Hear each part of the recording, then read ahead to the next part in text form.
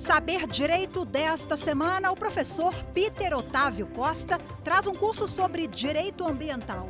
Durante as 5 aulas, ele vai explicar aspectos da legislação, abordar o direito ligado às mudanças climáticas, à gestão de resíduos, além de tratar sobre compliance ambiental. A aula 1 começa agora.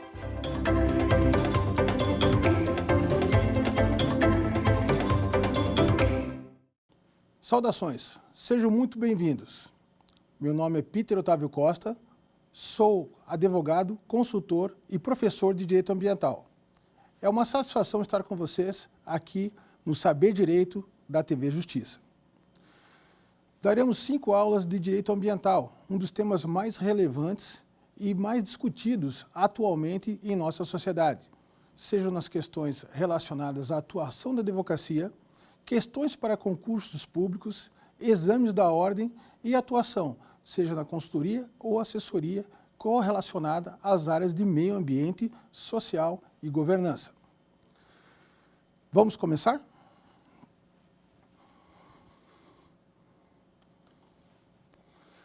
Inicialmente, importante trazer a questão histórica, a evolução, a origem do direito ambiental. Como surgiu o direito ambiental no nosso ordenamento jurídico. Fazer uma contextualização, principalmente em relação à questão histórica e econômica, que deu o início, trouxe as questões da preocupação com a tutela dos recursos naturais, com a tutela do meio ambiente, com a tutela do próprio bem-estar, do bem mais precioso que é o bem da vida. A evolução histórica traz também um ponto interessante, que é a questão da evolução da quantidade de pessoas, da evolução da população mundial. Vale lembrar que os recursos naturais são os mesmos, praticamente os mesmos desde a criação do nosso planeta, com uma característica importante que foi essa evolução. E a partir de quando houve essa mudança, a partir de quando houve essa preocupação? Chamamos atenção para a maioria dos doutrinadores e para a maioria dos estudiosos do direito ambiental a correlação entre o início da preocupação com a tutela do direito ambiental, com a tutela do meio ambiente, está relacionado com a Revolução Industrial. Estamos falando aí do século XVIII, né, da invenção da máquina a vapor, onde a Revolução Industrial trouxe grandes avanços para a humanidade. Grandes avanços, grandes perspectivas para um futuro melhor, para uma humanidade com melhores recursos. Né? Todo esse sonho da Revolução Industrial trouxe essa expectativa de uma melhora de condição de vida. Mas não só isso. Então, um dos pontos que começaram a chamar a atenção, principalmente após a Primeira e Segunda Guerra Mundial, foram alguns impactos não tão positivos, alguns impactos que trouxeram preocupação, acenderam um alerta, acenderam aquela luz amarela, devendo a humanidade, as pessoas, as lideranças, começarem a se preocupar com essa questão da tutela dos recursos naturais. Vejam, com essa Primeira Guerra tivemos as primeiras preocupações com poluição atmosférica, com a poluição dos corpos hídricos, com a poluição, inclusive, impactada por meio de energia nuclear, né? Tivemos a bomba atômica. Então, a partir daí, houve essa preocupação da sociedade em tutelar, em perceber que as ações do homem, pela primeira vez, estavam impactando a natureza, impactando o ambiente, impactando o meio ambiente e colocando, inclusive, em risco a qualidade de vida.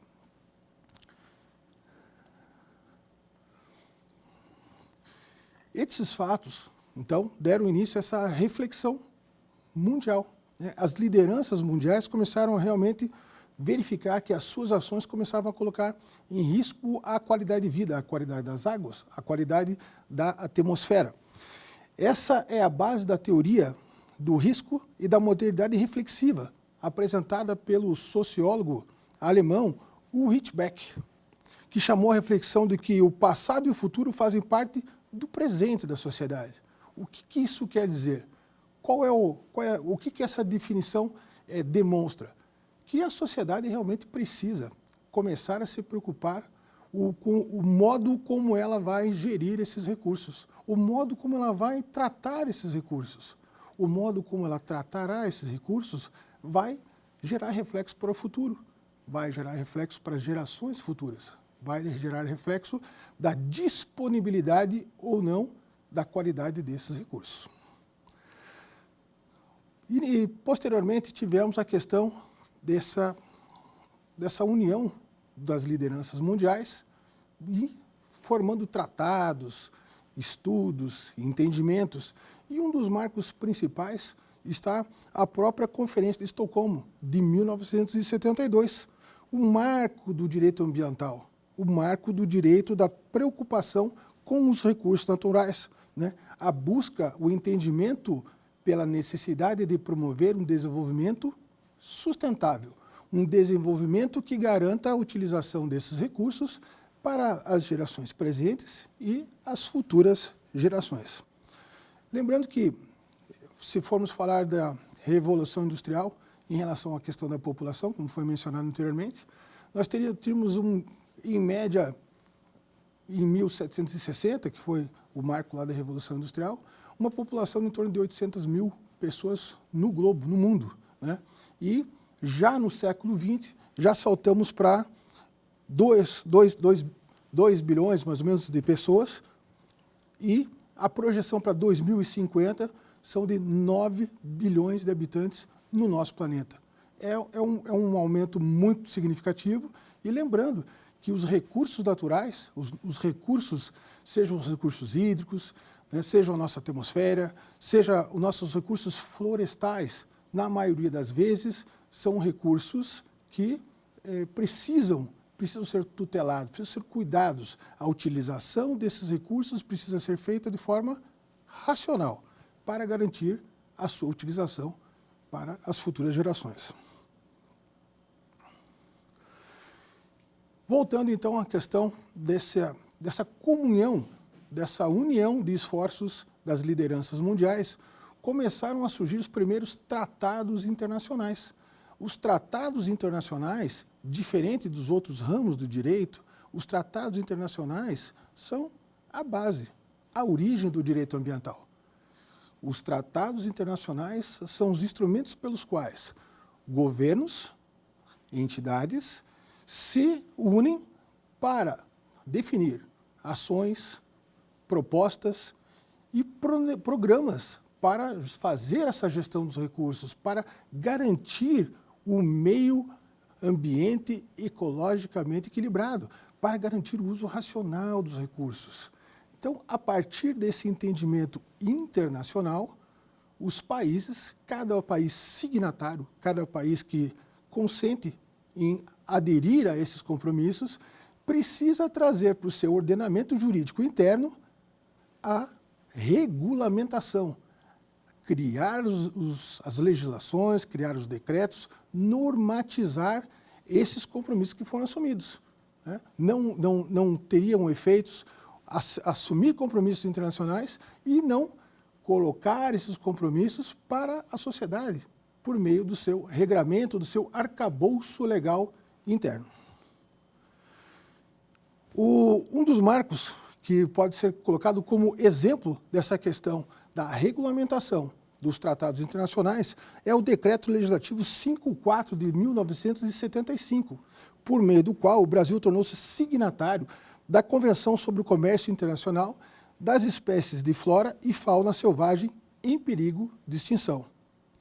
Outro exemplo, o Decreto Legislativo número 2 de 94, por meio do qual houve a ratificação da Convenção sobre a Diversidade Biológica. Nesse mesmo ano foi promulgado também um dos principais diplomas legais que versa sobre a questão da preservação ambiental, da tutela do direito ambiental e dos recursos naturais. A Lei 9.605, de 1998, a Lei dos Crimes Ambientais. Lembrando, a Lei dos Crimes Ambientais e seu decreto regulamentador é a lei que define quais são ações que caracterizam infrações, que caracterizam crime, as suas penas, né? E principalmente, diferente de outros ramos do direito, no direito ambiental, a Lei 9.605 ela prevê a responsabilização, inclusive, da pessoa jurídica. Então, nessa legislação, nessa lei específica, é importante salientar a todos que estão nos acompanhando, e principalmente porque nas questões de concurso e no próprio exame da ordem, e até mesmo na atuação da advocacia. A Lei 9.605 é uma das legislações que tem maior aplicabilidade nas questões do direito ambiental. Vejam, a questão da responsabilização, a questão da aplicação de multas, a questão de embargo de atividades. Essa legislação, ela prevê, então, a tutela, ela prevê a questão da responsabilização por infrações de crimes contra a fauna, crimes contra a flora, crimes de poluição, seja poluição hídrica, poluição atmosférica.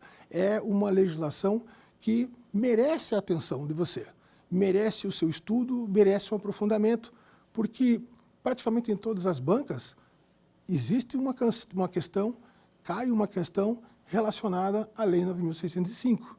Além disso, na atuação do advogado, na atuação do direito ambiental, ela sempre está presente no dia a dia.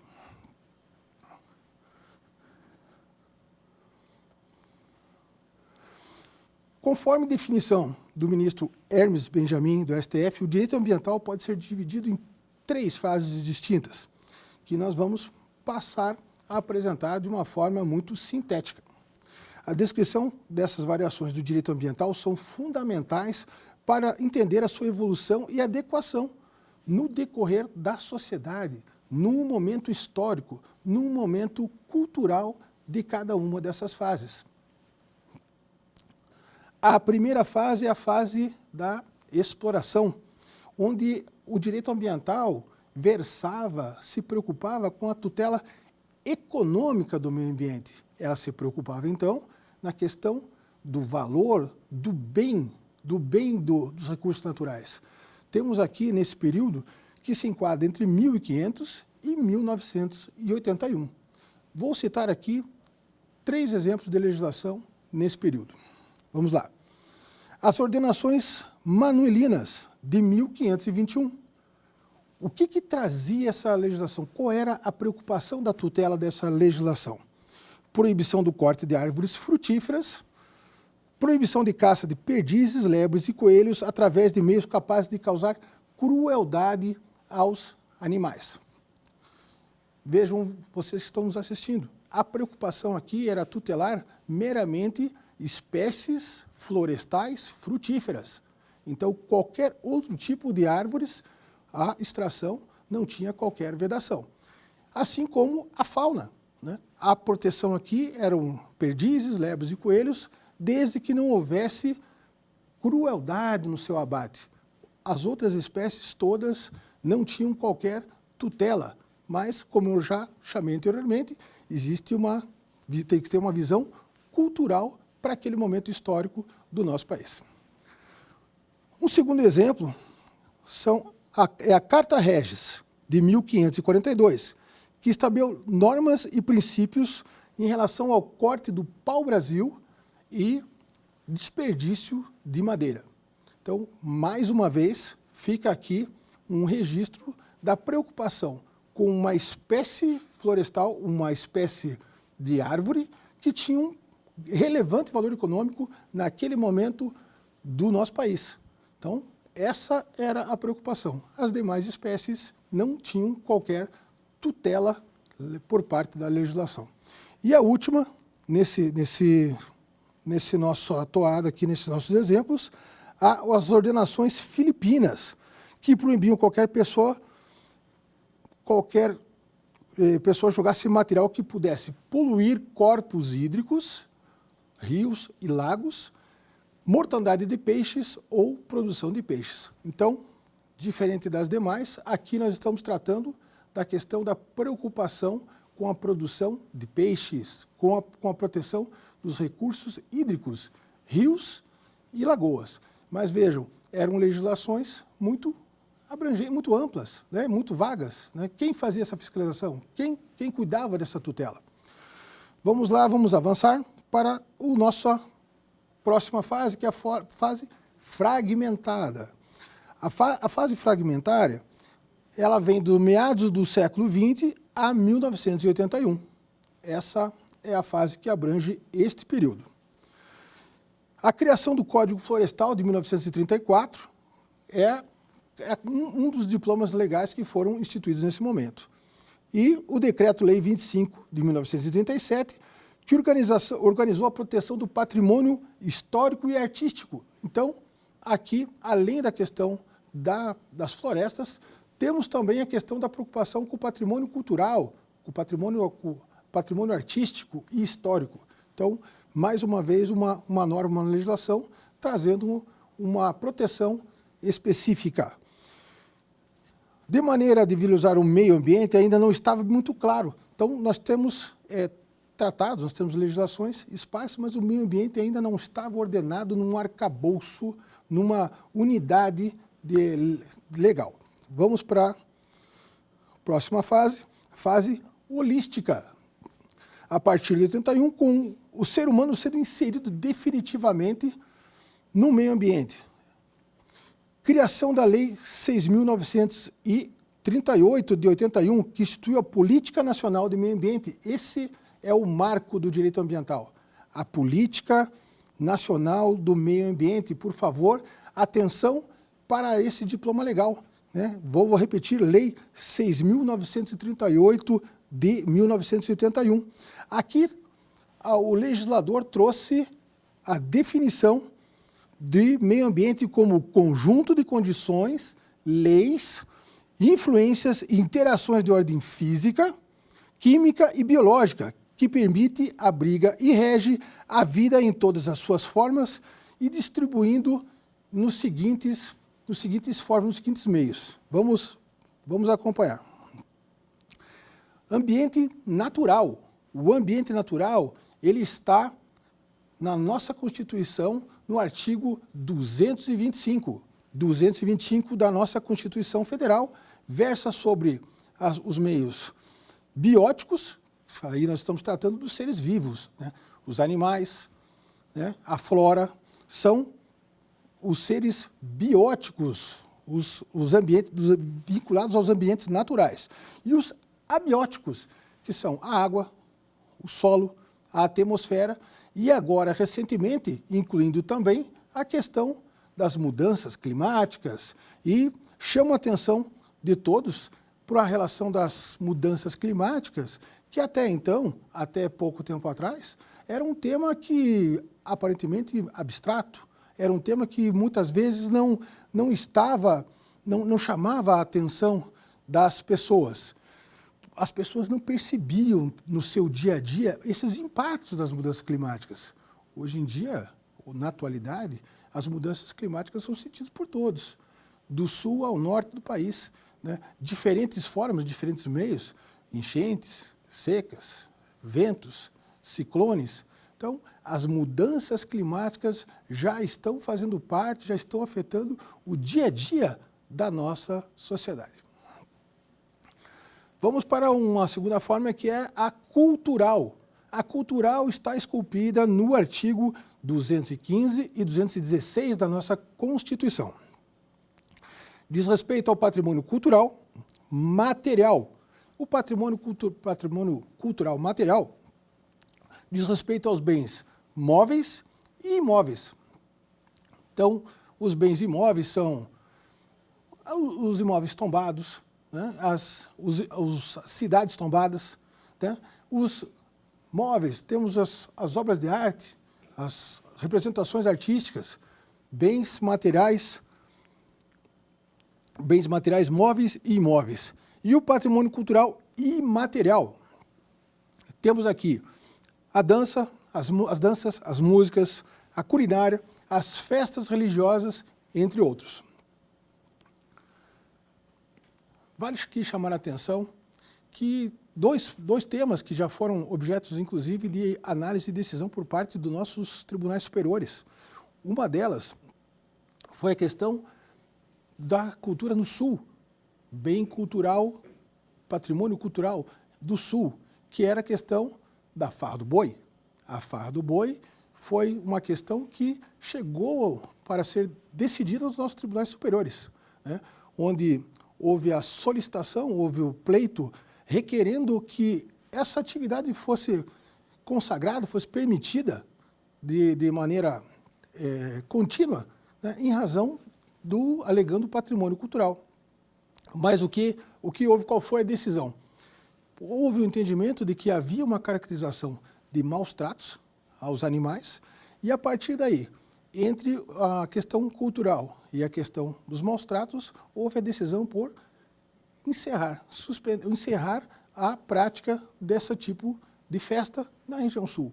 Como houve também na região nordeste, tivemos lá a cultura da vaquejada, que da mesma forma também chegou aos nossos tribunais, uma decisão um pouco mais recente, e assim como houve na questão da farra do boi, a vaquejada também encerrou-se, né? Decidiu-se pela questão pró-bem-estar dos animais, acabar com aquela situação que caracterizava, ao entendimento dos magistrados, uma situação de maus tratos.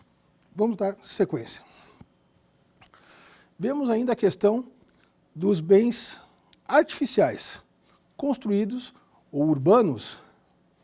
Temos aqui o artigo 182 da Constituição Federal. Aqui versa sobre os espaços abertos, né, os bens artificiais construídos ou urbanos. Temos a classificação dos espaços abertos, que são praças, ruas, parques, né? Lembrando, importante, vejam, nossos telespectadores, a questão da necessidade, da previsão legal de que municípios com mais de 20 mil habitantes precisam ter o seu plano diretor. O plano diretor é a definição municipal por meio da qual tem definido todos os critérios, todos os elementos, todas as condições para a implantação, sejam de ruas, sejam de praças, sejam de parques. Todo o ordenamento urbanístico é definido no seu plano diretor de cada município. Temos ainda os espaços fechados, que são as construções. Seguindo, vamos para o meio ambiente do trabalho, ou laboral, previsto no inciso 8º do artigo 200 da nossa Constituição. Aqui trata sobre a questão da segurança e da saúde do trabalho das pessoas que exercem atividade laboral, as pessoas que estão no seu ambiente de trabalho. Vamos seguir. A partir de 88, tivemos a promulgação da nossa Constituição, a nossa Constituição Cidadã, onde os constituintes trouxeram um capítulo exclusivo sobre as questões relacionadas ao meio ambiente. Estamos falando, então, aqui do nosso artigo 225. Direito fundamental do ser humano determinando o controle da qualidade ambiental de forma definitiva no nosso país, conferindo grau constitucional ao direito ao meio ambiente ecologicamente equilibrado e atribuindo o dever de preservação do Estado e a toda a coletividade. Neste ponto, vale chamar a atenção que o dispositivo legal trouxe não só para o Estado, não só para o poder público, o dever e a obrigação com relação à preservação, aos cuidados e ao atendimento à legislação ambiental. Dessa vez, está descrito na norma, está anotado na norma que o dever é de toda a coletividade, de toda a sociedade. Atenção, esse ponto é fundamental, é um ponto que merece especial atenção a todos. Por quê? Quem trabalha com o compliance, quem trabalha com a conformidade, quem trabalha com a garantia do atendimento aos requisitos legais, aos requisitos normativos, atenção a esse ponto do artigo 225 da Constituição. É dever de toda a sociedade, dever da coletividade, zelar pelo meio ambiente, zelar pela preservação, pelo desenvolvimento sustentável, zelar pelos recursos naturais. A partir desse conceito, vamos tratar mais para frente de diversas normas que estão em alinhamento com essa diretriz. Vamos seguir.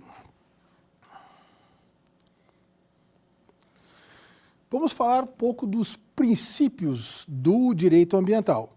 Os princípios são diretrizes fundamentais que norteiam a elaboração, a interpretação e aplicação das normas ambientais. Para a atuação da advocacia, para êxito com os cursos e demais atividades de toda a sociedade, é fundamental conhecer e entender esses princípios. Vejam, muitas vezes nas questões de concurso, essa situação dos princípios, ela não vem de uma forma muito clara. O enunciado não vai trazer, não vai mostrar que a resolução da questão está vinculada ao entendimento desses princípios. Então, o que é importante, o que vale a pena alertar a vocês que estão nos acompanhando, essa questão dos princípios, eles precisam estar muito bem entendidos, eles precisam ter um conhecimento, você que vai prestar o exame da ordem, você que está preparando para concurso público, esse conhecimento, ele é fundamental. Muitas vezes, esse conhecimento do princípio pode ser determinante para uma questão, para duas questões, e é o peso que vai ser primordial na sua aprovação, seja no concurso, seja no exame de ordem, e muitas vezes na própria atuação da advocacia, na sua linha de defesa, na sua linha de atuação, na elaboração da sua tese. Então, vamos lá aos princípios e atenção a cada um deles. O primeiro princípio é o princípio do meio ambiente ecologicamente equilibrado. É um direito difuso, ou seja, a todos. E não é um direito indivisível. Não é um direito que pode ser determinado, que é dessa ou daquela pessoa ou dessa região. Ele é difuso, é de todos.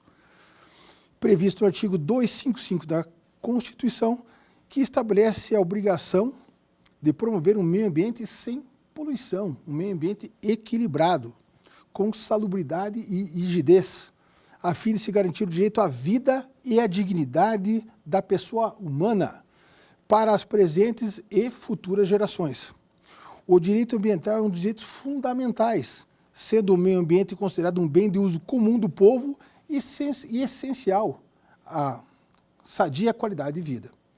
Então, nesse ponto, chamo a atenção que esse é um dos principais princípios e a partir dele temos os desdobramentos para normas, temos os desdobramentos para outros princípios e esse é um dos principais princípios que todos devem estar atentos e ter muito bem entendidos. Princípio da prevenção e o princípio ou precaução. Prevenção, aquilo que se tem conhecimento, aquilo que tem conhecimento científico, aquilo que é previsto, que pode ser previsto. Então, aqui o princípio da prevenção, temos a questão, por exemplo, das condicionantes de licenciamento ambiental, temos a questão dos estudos, né, do EIA, do RIMA, a prevenção, aquilo que tem consciência de que pode gerar um dano, que pode acarretar um risco de dano, um risco de prejuízo, um risco de uma ação negativa ao meio ambiente, seja a flora, seja a fauna, seja os recursos hídricos, seja a atmosférica. Então, a prevenção, ela versa na questão dos pontos que são visíveis, que são identificados, que são conhecidos. Já em relação à precaução, a precaução é aquilo que não pode ser, naquele momento, visualizado. Vamos dar um exemplo aqui, a plantação, o cultivo de espécies geneticamente modificadas, que não tenham ainda estudos embasados, estudos científicos que comprovam a inexistência de riscos, a inexistência de problemas à saúde, a inexistência de problemas ao meio ambiente. Então, nesse caso, é o princípio da precaução, né? E o princípio da precaução, ele versa aqui, indúbio pro nature, indúbio não se faça, indúbio não siga. Vamos seguir aqui. Princípio do poluidor pagador. Esse princípio estabelece que o poluidor deve arcar com os custos de reparação do dano causado ao meio ambiente. Vejam, nada mais justo e que aquele que por eventual ação ou omissão. Lembrando, e esse ponto é importante, a questão da ação é quando a pessoa age, quando a pessoa tem uma conduta, ou omissão, ou comissivo, quando a pessoa deixa de adotar uma cautela, deixa de adotar uma atitude que previna um problema ambiental. Então, essa questão é a questão do poluidor-pagador. A partir do momento que assumiu o risco e gerou um problema, ele tem a obrigação de reparar o dano. E veja, aqui vamos trazer mais uma vez a questão da Lei 9.605 de 98, a Lei dos Crimes Ambientais. Ela prevê não só a questão da penalidade de multa, a penalidade pecuniária, mas ela prevê cumulativamente a responsabilidade administrativa, penal e cível. Então, além de pagar pela reparação, ainda pode ter o embargo da sua atividade, ainda pode ter que responder criminalmente por isso.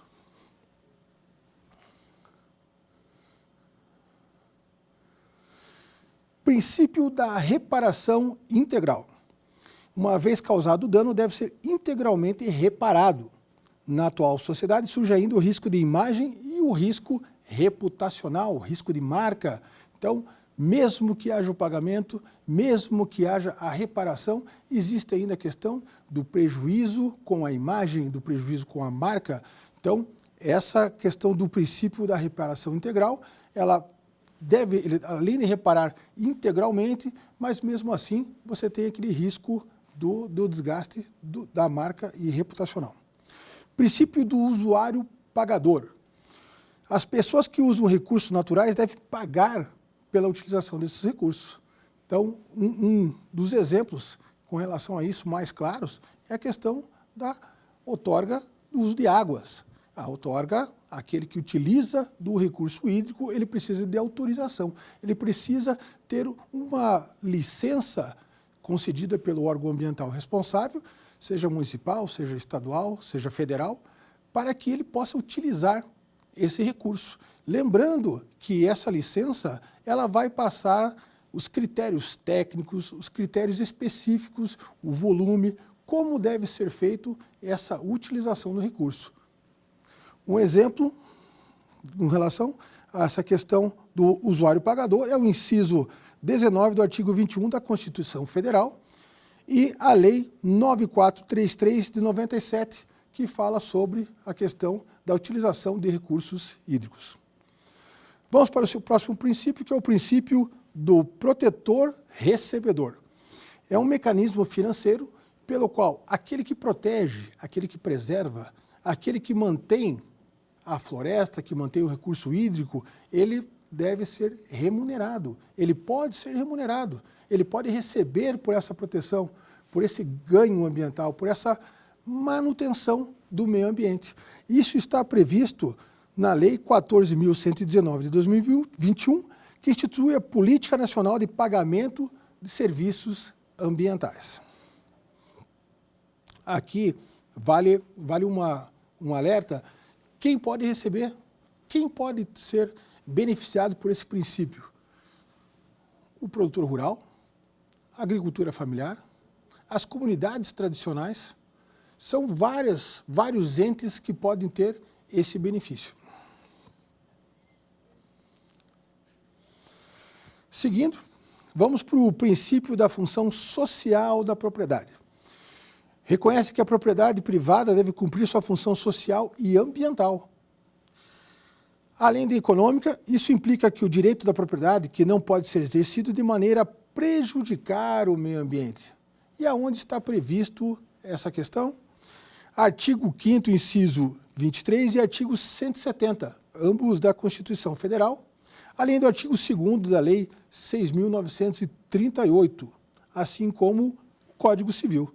Todos esses arcabouços, toda essa legislação, ela prevê a questão da necessidade do uso racional, né, da função socioambiental da propriedade.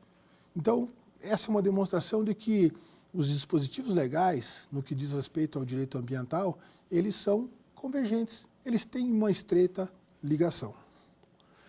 Princípio da cooperação.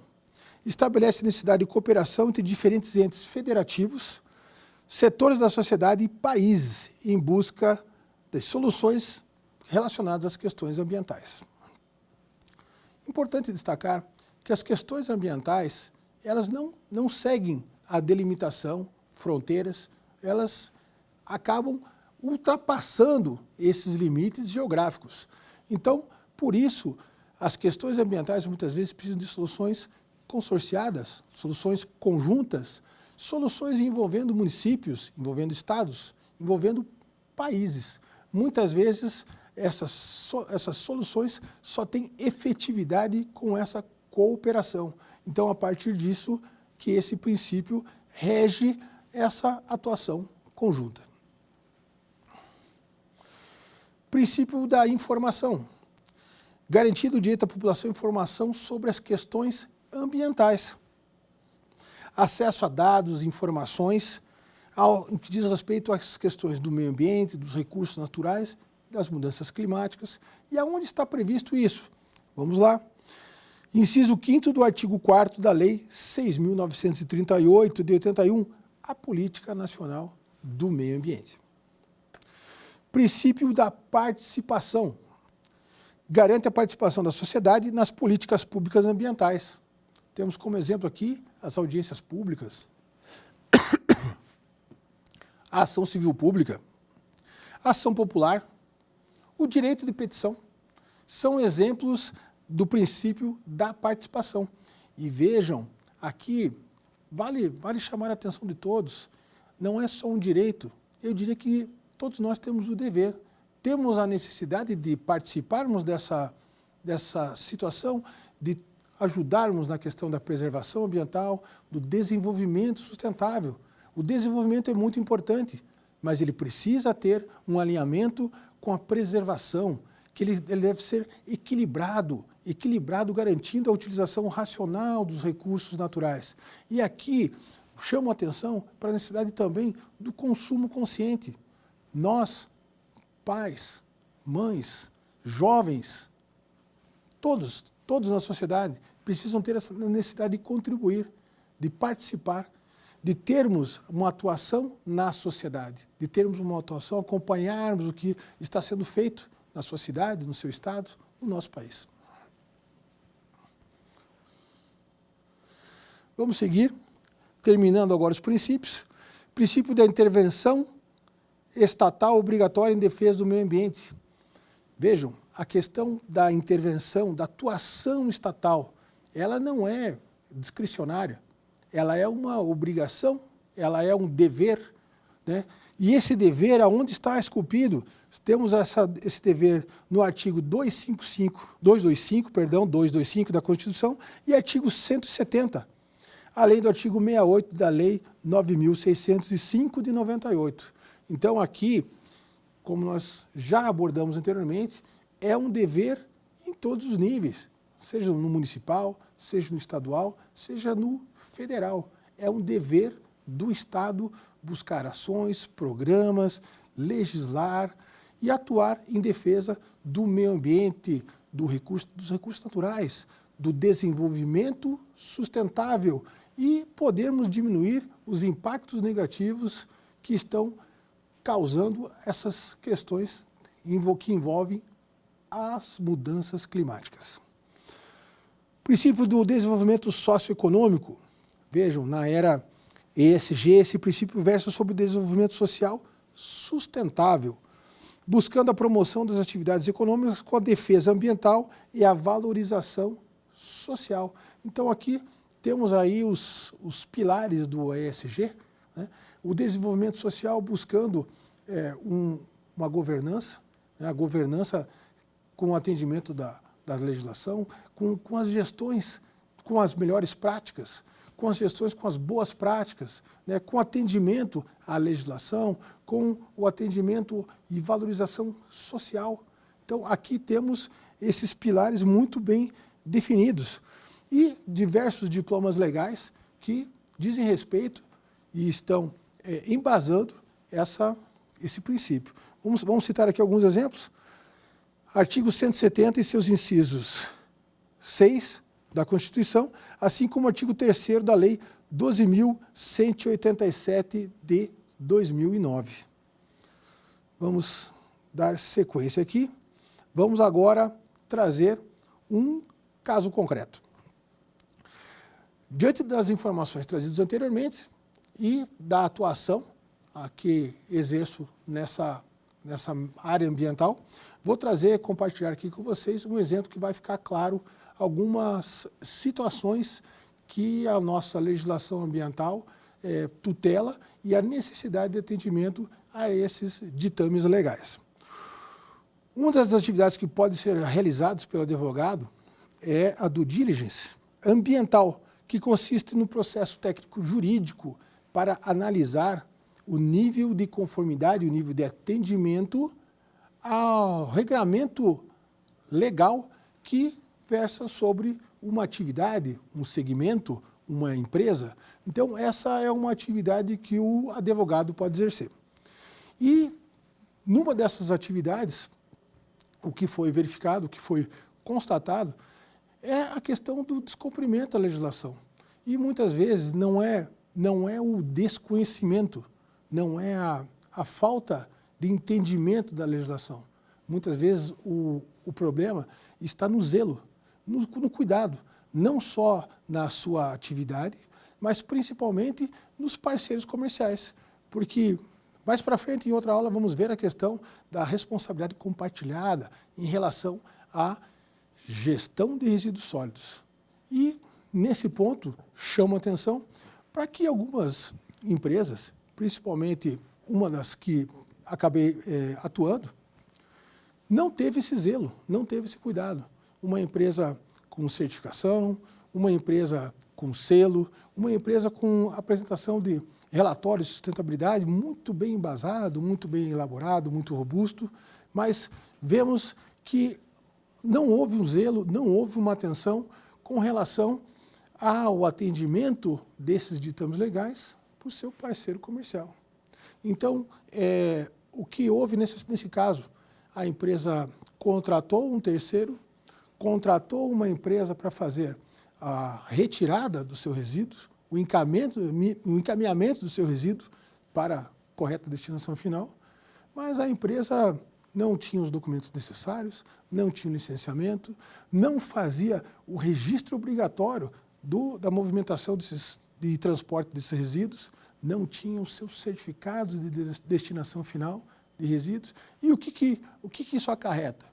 Isso pode acarretar as sanções previstas na Lei 9.098, né, e caracterização de responsabilização da pessoa jurídica, do diretor, das pessoas que tenham poder de decisão. Então, cabe aí a responsabilização de várias pessoas que estão relacionadas com a cadeia decisória. Um outro exemplo interessante, tivemos aqui, próximo de Brasília, no estado vizinho, né, o rompimento de uma barragem.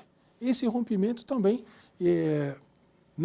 a princípio não foram atendidos todos os critérios legais, técnicos, e acarretando aí responsabilização de todas as pessoas que, porventura, tiveram influência na cadeia decisória. Esse é um ponto que merece atenção. Então, de nós advogados, de quem atua na área do direito ambiental, de questões para concurso, questões do exame de ordem, inclusive já tivemos questões versando exatamente sobre essa questão da gestão de resíduos, vai ser objeto de uma nossa próxima aula. Como abordamos, então, em relação à origem do direito ambiental, aos tratados internacionais, aos principais diplomas, às garantias e tudo que é tutelado pelo nosso ordenamento jurídico, nosso arcabouço legal, percebemos que existe uma preocupação, existe uma importância relevante em relação à necessidade de um meio ambiente ecologicamente equilibrado, de um meio ambiente que atenda essas e as futuras gerações. Um meio ambiente que garanta a preservação ambiental, que garanta a utilização dos recursos naturais, que esses recursos naturais sejam utilizados de forma racional, que as próximas gerações tenham condições de também usufruir desses recursos, de também fazer uso desses recursos e que a vida das gerações presentes não sejam tão impactadas pelas mudanças climáticas, por essas mudanças que estão afetando cada vez mais a nossa sociedade. Por isso, a importância do entendimento. Nós, advogados, nós, pessoas que atuam na área ambiental, na área do direito ambiental, na assessoria na área ambiental, para as pessoas que estão se preparando para o concurso, para o exame de ordem e para a sociedade como um todo. A preocupação, o entendimento de que esses recursos, eles precisam ser bem geridos, esses recursos precisam ser cuidados. E o principal ponto dessa exposição toda não é apenas uma questão legal, não é apenas uma questão tutelada pela legislação.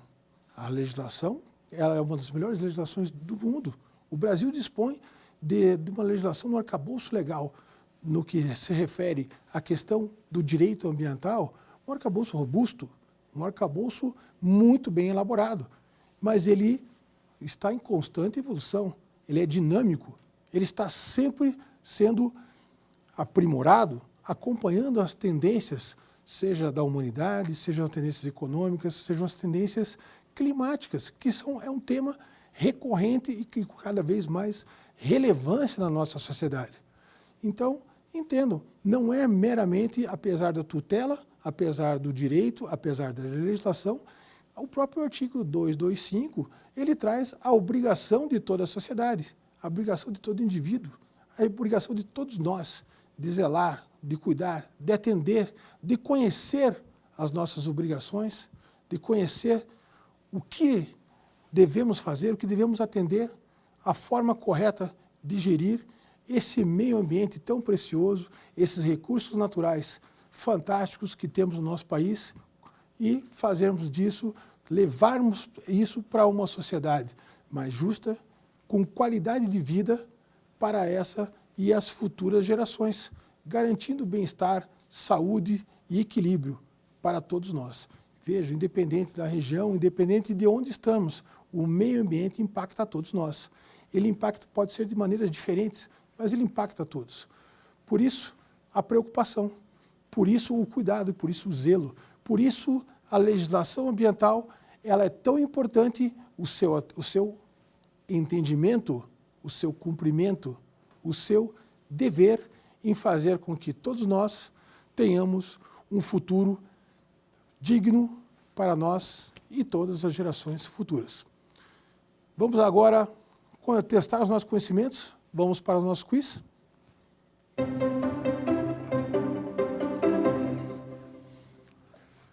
Vamos lá, a primeira questão do nosso quiz. Sobre a evolução da legislação ambiental brasileira, é correto afirmar que o Regimento do Pau-Brasil, de 1650, foi a primeira lei de cunho ambiental do Brasil? Alternativa B. A legislação ambiental brasileira não teve qualquer influência dos tratados internacionais aos quais o Brasil é signatário? Alternativa C. Somente as pessoas físicas podem responder por crimes ambientais? E alternativa D. Conforme a doutrina majoritária, o conceito de meio ambiente é global, o que abrange além do meio ambiente natural, inclui também o cultural, o artificial e o meio ambiente do trabalho? Vamos lá? Um tempo para vocês refletirem e vamos seguir para a nossa resposta.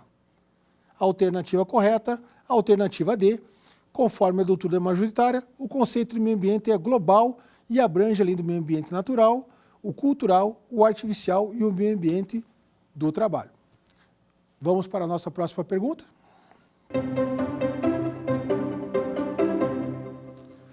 No caso de crimes ambientais cometidos por empresas, sobre quem podem incidir as responsabilizações previstas das Leis 9.605 de 98?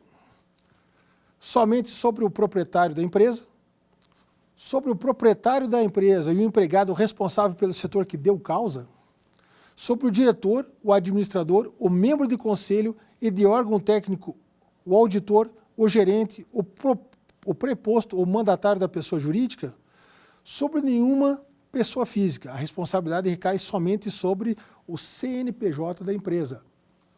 Um tempinho para vocês pensarem. Vamos para a resposta?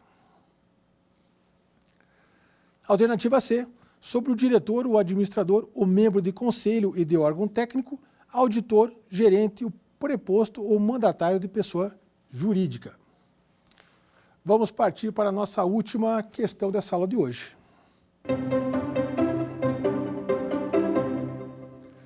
Qual das afirmações abaixo está correta? A Lei Federal 14.133 de 2021, a nova Lei das Licitações, tem como um dos seus objetivos incentivar a inovação e o desenvolvimento sustentável? Uma propriedade rural, mesmo que embargada por uso de áreas desmatadas ilegalmente, não será impedida de acessar linhas de crédito? A Lei Geral de Proteção de Dados não mantém relação com nenhum dos pilares ESG? Uma empresa de consultoria não pode ser responsabilizada por um crime ambiental cometido pela empresa que assessora? Vamos pensar um pouco? E agora vamos para a nossa resposta.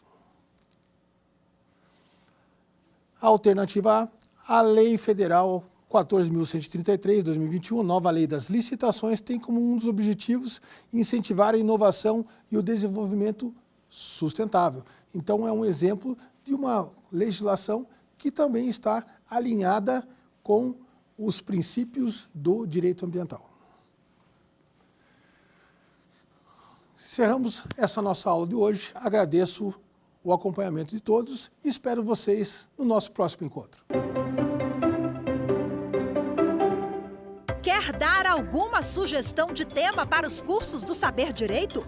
Então mande um e-mail para a gente, saberdireito@stf.jus.br. Você também pode estudar pela internet.